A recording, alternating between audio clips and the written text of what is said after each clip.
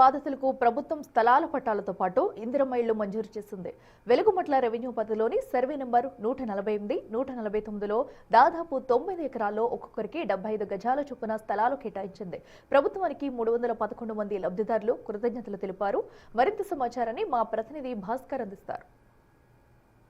ఖమ్మం నగరంలో వెలుగుమట్లలో భూదాన భూమిలో పేదలు తీసుకున్న గుడిసెలను గత నెల 24వ తారీఖున అధికారులు మొత్తం కూడా పూర్తి చేసిన నేపథ్యం ఉంది. ఆనాటి నుంచి నిన్నటి వరకు కూడా వివిధ రకాల లబ్ధిదారులు మొత్తం ఆందోళన చేశారు. మొత్తానికైతే ప్రభుత్వం నిన్న సాయంత్రం లబ్ధిదారుల ఎంపిక మొత్తం పూర్తి చేసేసింది. మొత్తం 14 మంది తహసీల్దారులతోటి ఒక లబ్ధిదారులను ఎంపిక చేసే ప్రక్రియకి శ్రీకారం చుట్టింది. ఫలితంగా చూసుకుంటే మాత్రం ఈ రోజున 3 మంత్రుల నేతృత్వంలోనే ఒక డిప్యూటీ సీఎం బట్టి విక్రమార్క, రెవెన్యూ శాఖ మంత్రి పొంగులేటి శ్రీనివాసరెడ్డితో పాటుగా వ్యవసాయ శాఖ మంత్రి తుమ్మల నాగేశ్వరరావు ఆధ్వర్యంలో మొత్తానికైతే నిర్వాసితులందరినీ కూడా ఖమ్మం కలెక్టరేట్ కార్యాలయానికి తరలించారు. ఇక్కడ నుంచి వీళ్ళందరికీ కూడా 311 మందికి ఇక్కడ అందరికీ కూడా ఇంటికి సంబంధించిన హక్కు పత్రాలతో పాటుగా ఇందిరమ్మ ఇంటికి సంబంధించిన పత్రాలు మొత్తం కూడా అందించిన నేపథ్యంలో మొత్తం దీంతో పాటు మొత్తం లబ్ధిదారులు మనం మాట్లాడి చూద్దాం. అమ్మ చెప్పండి, మీకు అసాధ్యమైంది అంటే అసాధ్యం అనుకున్నది సాధ్యమైంది, మంత్రులు ఇచ్చిన మాటలను నిలబెట్టుకున్నారు.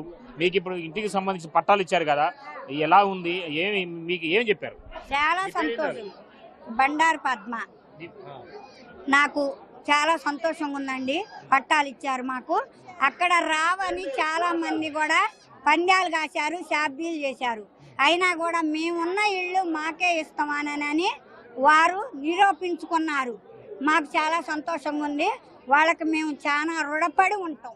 చాలా వరకు కూడా ఇందిరమ్మ ఇంటికి సంబంధించినటువంటి పత్రాలు రావడం కూడా జరిగింది.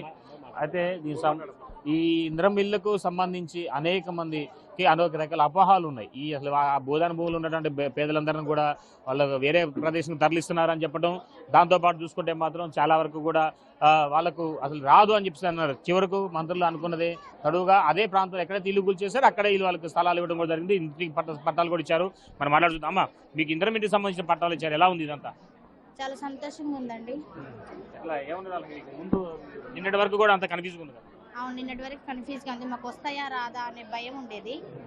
సార్ నైటే మమ్మల్ని గుర్తించి మాకు పట్టాలు ఇవ్వడానికి శాంక్షన్ చేశారండి. మాకు అనౌన్స్మెంట్ ఇచ్చారు. ఈ రోజు ఈ పట్టా మేము పొందినందుకు చాలా గౌరవంగా ఉన్నాం. ప్రభుత్వానికి మేము థ్యాంక్స్ చెప్తున్నాం.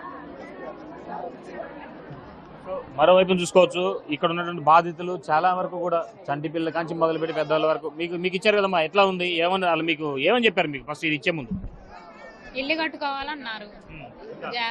జాగ ఇచ్చేసాముగా, ఇందిరమ్మ ఇల్లు కట్టుకోవాలంటే కట్టుకుంటాం సార్ అని చెప్పి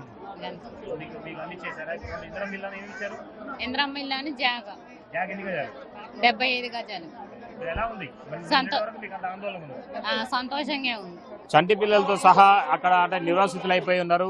వారంతా కూడా ఇప్పుడు ఇలా యొక్క ఇంటి పత్రాలు, హక్కు పత్రాలు తీసుకున్న తర్వాత వాళ్ళు ఒకసారిగా ఆనందం వ్యక్తం చేసిన నేపథ్యం. ఏదేమైనా సరే ఇక్కడ ఉన్నటువంటి నిర్వాసితులు మొత్తం కూడా పూర్తి స్థాయిలో 311 మందికి ఇప్పుడు ఇక్కడ కలెక్టరేట్లో మంత్రుల ఆధ్వర్యంలో మొత్తానికైతే ఇంటికి స్థలంతో పాటుగా 75 గజాల స్థలంతో పాటు ఇందిరమ్మ ఇంటి నిర్మాణం సంబంధించిన మంజూరు పత్రం సైతం కూడా వాళ్ళకి అందించడం కూడా జరిగింది. మిగతా అంటే దీనికన్నా ముందు మధ్యాహ్నం 2 గంటల సమయంలోనే వివిధ మండలాలకు చెందినటువంటి లబ్ధిదారులు ఎవరైతే అర్హులు ఉన్నారో వాళ్ళందరికీ కూడా వారి ప్రాంతాలలో అంటే ఇక్కడ నివాసం ఉండి వేరే ప్రాంతాలలో నుంచి వచ్చిన వాళ్ళు, ఇక్కడ నివాసం ఉన్న వాళ్ళు వాళ్ళ స్థలాలలో వాళ్ళ స్వగ్రామాలలో వాళ్ళకి అక్కడ ఆ జాగాలోని ఇందిరమ్మ ఇల్లు కట్టుకునేందుకు కూడా అక్కడ వాళ్ళకు మంజూరు పత్రం కూడా ఇవ్వడం కూడా జరిగింది. మొత్తానికైతే మాత్రం ఈ భూ నివాసితులకు ఉన్నటువంటి కన్నీటి గాథన మాత్రం ఇక ప్రభుత్వం తీర్చింది. ఎక్కడైతే కూలగొట్టారో ప్రభుత్వ అధికారులు అక్కడనే మళ్ళీ వాళ్ళకి నివాస ఏర్పాటుతో పాటుగా ఇందిరమ్మ ఇంటిని అప్పచెప్పే నేపథ్యం ఉంది. మొత్తానికైతే అంతా హ్యాపీగా ఉందంటూ బాధితులు చెప్తున్న నేపథ్యం ఉంది.